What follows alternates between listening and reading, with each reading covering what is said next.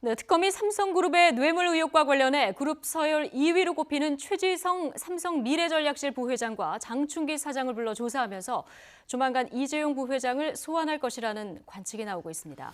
이런 가운데 문학의 블랙리스트 의혹과 관련해서 김종덕 전 장관 등에 대해서도 무더기로 구속영장을 청구하면서 수사에 속도를 내고 있습니다. 특검에 나가 있는 중계청 연결합니다. 김승환 기자.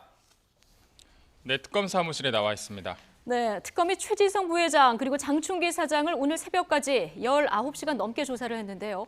이재용 부회장도 조만간 부를 것 같습니까? 네, 말씀하신 것처럼 그룹의 심장이라고 할 수 있는 미래전략실 고위 관계자들을 조사한 만큼 이제 관심은 이재용 부회장이 언제 소환돼서 포토라인에 서느냐에 관심이 쏠리고 있는데요. 이재용 부회장은 앞서 검찰에도 나와서 조사를 받았는데 비공개 소환됐습니다. 취재진의 요청에 귀가 일정은 공개됐지만 지하 주차장에서 차를 타고 이동했고 뒷좌석이 보이지 않게 가림막으로 가려서 논란이 되기도 했는데요. 특검은 구체적인 일정은 잡혀있지 않았다고 말을 아끼고 있지만 이르면 이번 주에 이 회장을 불러 조사할 수도 있다, 이런 관측도 나오고 있습니다. 이런 가운데 특검은 안종범 전 정책조정수석의 휴대전화 속 삭제된 데이터를 복구하면서 안 전 수석이 최 씨를 몰랐다는 그동안의 주장을 뒤집을 만한 문자를 확보한 것으로 알려졌습니다. 안 전 수석의 휴대전화에서 박 대통령이 이재용 부회장과 독대한 시점인 지난 2015년 7월 삼성건 완료 최라고 쓰인 문자인데요. 특검팀은 문자 메시지를 보낸 전화번호의 주인을 파악 중인데 최 씨일 가능성이 큰 것으로 보고 수사를 이어가고 있습니다.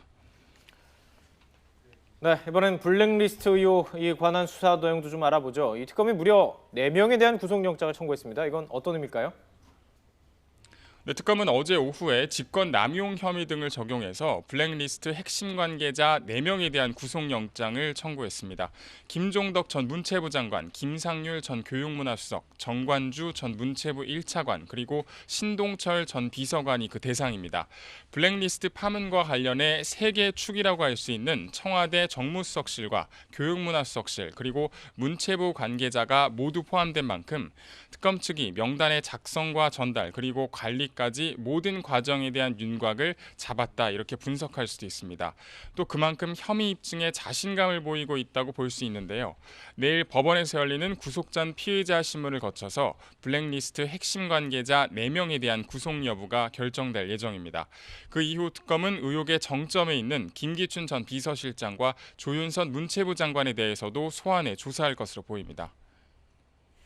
자, 최순실 씨의 딸 정유라 씨 학사 특혜와 관련해서도 지금 특검 수사에 속도가 나고 있죠.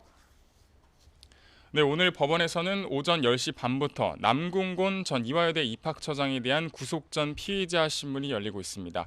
이에 따라 오늘 밤 늦게 남궁 전 처장에 대한 구속 여부가 결정될 것으로 보이는데요.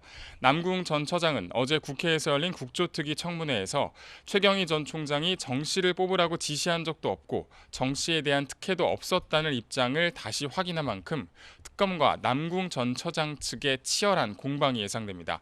특검은 남궁 전 처장에 대한 구속 여부가 결정된 뒤 정유라 특혜 지원을 기획하고 지시한 몸통으로 지목되는 최경희 전 이화여대 총장과 김경숙 전 학장을 불러서 조사할 예정입니다. 지금까지 서울 대치동 특검 사무실에서 YTN 김승환입니다.